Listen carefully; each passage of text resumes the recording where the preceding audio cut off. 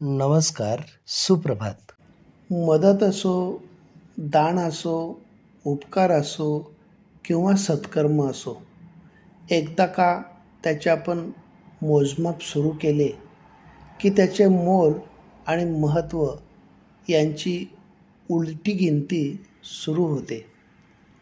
प्रारब्ध म्हणजे नशीब किंवा भाग्य असा अर्थ होत नाही. कारण आपल्या वागण्यातून, आपल्या बोलण्यातून आणि आपल्या कृतीतून आपण आपले प्रारब्ध घडवत असतो. कर्म हे सर्वश्रेष्ठ असते. आपले कर्म चांगले असेल तर प्रारब्ध निश्चितच चांगलेच घडते.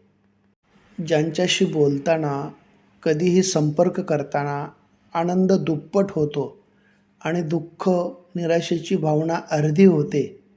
खरं तर तीच माणसं आपली असतात. बाकी नुसतीच दुनिया आहे, म्हणायला उपचारापुरती. या दुनियेत सर्वज्ञ असा कोणीच नाही. तसे सगळेच वेगवेगळ्या विषयांमध्ये कमी अधिक प्रमाणात अज्ञानी असतात.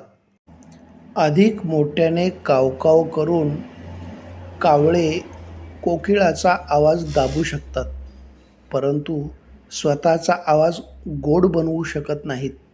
त्याप्रमाणे निंदा करणारी व्यक्ती सज्जनाला बदनाम करू शकते, पण स्वतःला सज्जन कधीच बनवू शकत नाही.